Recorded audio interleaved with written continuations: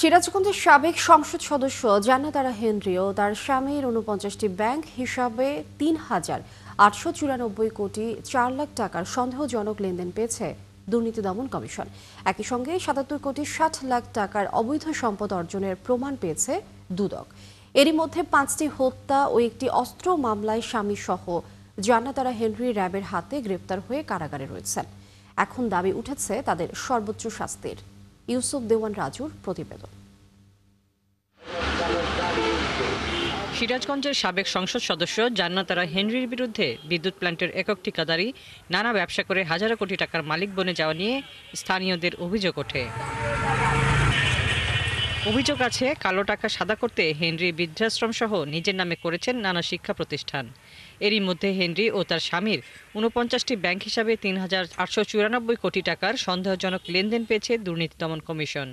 একই সঙ্গে ৭৭ কোটি ৬০ লাখ টাকার অবৈধ সম্পদ অর্জনের প্রমাণ পেয়েছে দুদক। বৈষম্য বিরোধী ছাত্র আন্দোলনে হত্যা মামলার আসামি হিসেবে হেনরি ও তার স্বামীর সর্বোচ্চ শাস্তির পাশাপাশি তার অবৈধ সম্পদ বাজেয়াপ্তের দাবি করেছেন স্থানীয় ও ছাত্র সমন্বয়করা। সিরাজগঞ্জের এই সবুজ কানন স্কুলে ৫,০০০ টাকা, সর্বশেষ হয়তো ৫,০০০ টাকার বেতনের চাকরি করতেন সাবেক আওয়ামী লীগের অবৈধ এমপি জান্নাত আরা হেনরি।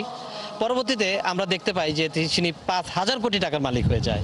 দুদকের কাছে প্রত্যাশা করব, তদন্ত অনুযায়ী যেহেতু তার বিরুদ্ধে ৪,৫০০ কোটি টাকার লেনদেনের প্রমাণ দৃশ্যমান হয়েছে, সেহেতু জান্নাত আরা তালুকদার হেনরির বিরুদ্ধে যেন শাস্তিমূলক ব্যবস্থা গ্রহণ করা হয়। তার যদি সঠিকভাবে বিচার না হয়, ছাত্র জনতা কখনো রক্তাক্ত জুলাই ভুলবে না, এই জুলাই আগস্ট এই গণ অভ্যুত্থানকে ভুলবে না। যে স্কুলে শিক্ষকতা করতেন হেনরি, তার ভারপ্রাপ্ত অধ্যক্ষ জানান তার বিশাল বৃত্তের মালিক হবার তথ্য। নির্বাচনের সময় ছুটি নেন, ছুটি নেওয়ার পরে আর তিনি বিদ্যালয়ে ফিরে আসেন না, জয়েন করেন নাই, কিন্তু ওই সময় তিনি 2 বছরের শিক্ষা ছুটি নেন। শিক্ষা ছুটির বিধান অনুযায়ী উনি বেতন পাওয়ার অধিকার রাখেন, বেতন পেয়েছিলেন।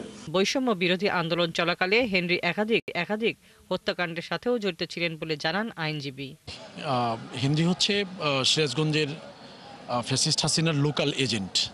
আমরা তার বিচারকে, ন্যায় বিচার প্রতিষ্ঠা করার জন্য সর্বোচ্চ সিরাজগঞ্জ পিপিসিপির পক্ষ থেকে সর্বাত্মক প্রচেষ্টা আমাদের অব্যাহত আছে। হেনরির সর্বোচ্চ শাস্তির দাবি করলেন বিএনপির এই নেতা। দেশে একই দিনে ৪৫টা মাইক্রো কেনে, তার আন্ডারে ১৫০-২০০ ইঞ্জিনিয়ার থাকে। একটা স্কুল শিক্ষিকা মাত্র কয়েক বছরের ব্যবধানে এইভাবে হলে এটা একটা বিরল দৃষ্টান্ত।